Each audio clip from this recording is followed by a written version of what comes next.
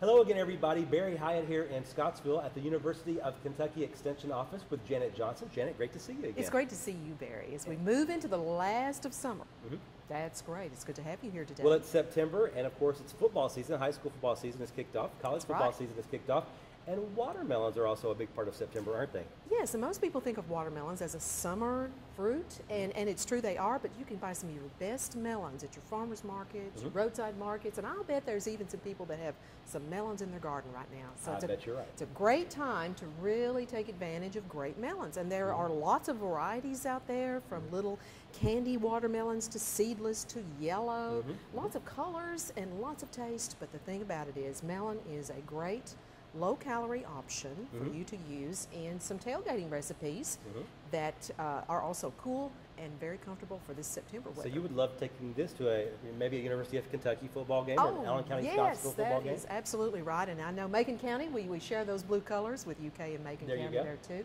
But all kinds of options, yes, I would take this. This is a recipe that is kind of a spring, summer, fall recipe. And I'm going to show you this. And a lot of people take a look at watermelon tomato salad and they go, are you kidding? No way. Why would you combine the two? Exactly. But try it. You're going to love it. And it's a great way that you can vary a vinegar and have a different flavor. You can vary colors of tomatoes, colors of melons with yellow or red. And you can see here what I've done is I've kind of taken some end of the season tomatoes. And you know how they kind of get. And they're little tomatoes or they're a little bit small. They're not so pretty. Right. Not pretty.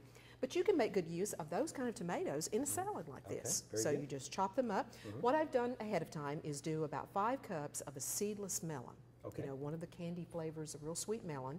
And we want to encourage people, Barry, with melons. You know, there's a lot of scare out there, especially in Kentucky, about salmonella outbreaks that were associated with melons. Those melons were in Indiana, but still people are afraid. It was a cantaloupe, not a watermelon, but still it's the same concept.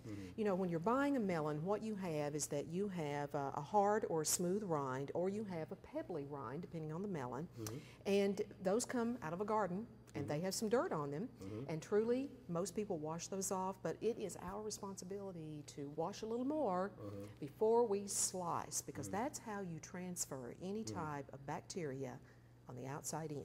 And it goes right in the flesh. So we're urging people to really take that seriously when it comes to especially melons, but anything that's going to touch the ground, any fruit or vegetable like that. So wash them off thoroughly before you slice. That's right. So that's a little food safety comment there, you know, but that's it. That's important, you know, especially if you're tailgating and sharing your recipe with others there as well. So what we're starting with, as we said before, Barry, we've done 5 cups of seedless melon.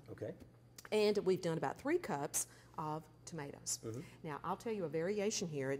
I tried to use the end of the season tomatoes, so these are not the pretty tomatoes, but they're useful. But they look great, and they'll taste just as good, right? They will taste wonderful, that's right. But if you really want to kick the flavor up as far as sweetness in the tomato, then you can use the little grape tomatoes or a salad tomato, etc. Because and just cut those in half. And use those. So what I did though with the tomatoes, I did try to kind of seed them and juice them. So so I kind of scoop that out so that you have more of the flesh for this salad. So that means it doesn't get as watery. Of course, you could get watery with the watermelon too, couldn't you? Same thing, same thing. And what I did actually, Barry, was actually put the tomatoes and the watermelon in the refrigerator yesterday, and I put a paper towel around them so it would kind of absorb some liquid, so you've got a little more of a drier fruit to begin with. So we're just going to empty the watermelon and tomatoes right together and put that in a large bowl. Now, you could stop right here. You know, if you just want true watermelon tomato salad, it's a matter of just combining chunks of tomatoes and chunks of watermelon. And notice, I did not cut these in tiny pieces because you want this to be kind of chunky. So again, because they have a lot of water in these 2 fruits and vegetables, you want to make sure they don't kind of water down when we put the vinegar on them and marinate a little. So they're a little chunkier, about 3/4 to an inch in size, as you can see. Now, again, you can add more fruits to this, and what I decided to do in honor of the peaches that are coming out on the market right now, and they're a little cheaper, I've got a white peach. White peach, yeah. And I'm going to add a white peach to this and add a little more color or variation to this salad. Sure. And this is, a great one that if you like different fruits, you could do apricots, you could do anything. But I really like watermelon tomatoes, and I love peaches as a complementary flavor. So I've added just one white peach to that, to kind of take care of that. Now, to get the true salad, instead of being just a fruit salad in flavor, we're going to add a sliced red onion. And this is a red onion that's cut into quarters, and then we've just kind of sliced it thinly. Sure. Now, you can vary onion to your taste. I'm not a big onion person, so if it says one onion, sometimes I'll do a half, or you know how that is. You may like onion.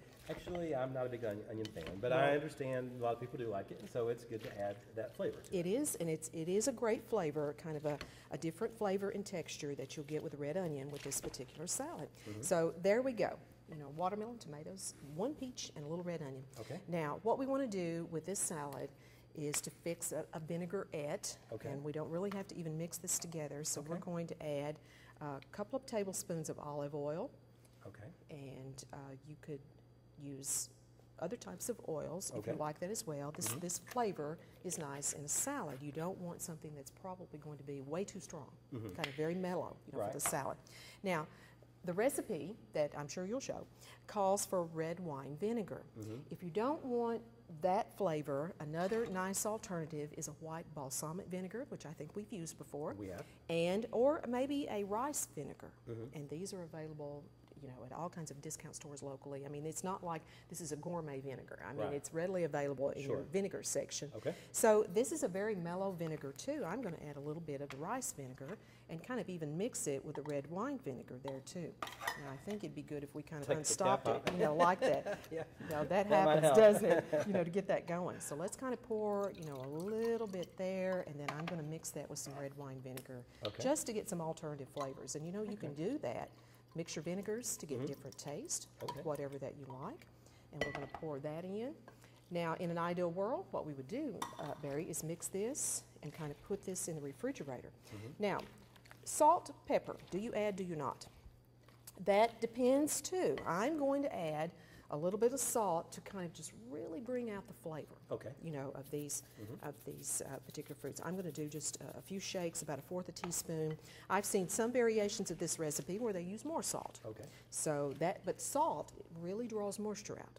Yes. So understand, if you use more salt, it's really going to get watery quick, and you may not want it to marinate very long if you're going to use it like that. And maybe a little pepper, just to give a little bit of taste there too. Another recipe I've seen also varied the recipe by also adding some sweetness, and I'm going to use just a little packet of equal here to kind of, this also brings out just a sprinkle, doesn't add any calories there, and that is, of course, an aspartame. You could use sugar if you wanted. And you can see, though, see how it's beginning to go down, how, again, the vinegar and, again, the salt begins to draw the moisture out. Now, this is a lovely, lovely salad.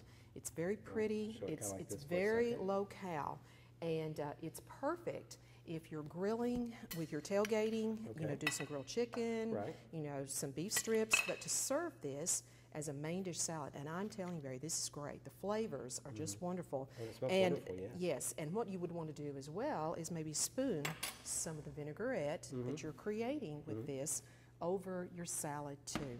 But it's a beautiful dish. It's wonderful for tailgating, and it's really year-round.